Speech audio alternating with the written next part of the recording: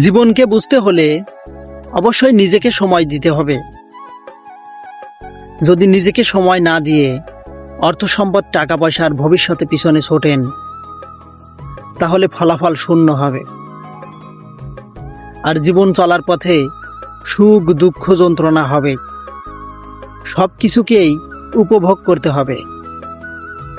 যেমন জীবনের একটা স্বাদ আছে, বিশেষ করে তরকারিতে যদি নুন, লবণ আর ঝাল কম হয়, সে তরকারি কিন্তু স্বাদ লাগে না।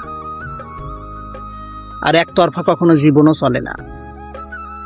জীবন আসলেই সুন্দর, তবে জীবনটাকে সুন্দর করে সাজিয়ে গুছিয়ে চলতে হবে। সুখ, দুঃখ, কষ্ট, যন্ত্রণাকে নিয়েই আমাদের জীবন ভোগ করতে হবে।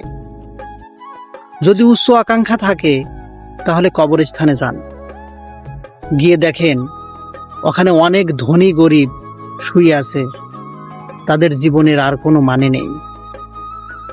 তারপরে আপনি হাসপাতালে যান, যাওয়ার পরে দেখেন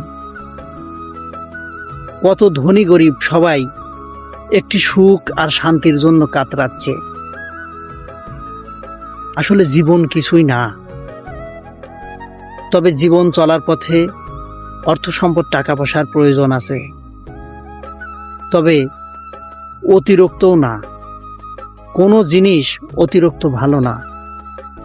জীবনকে বোঝাই শ্রেয়।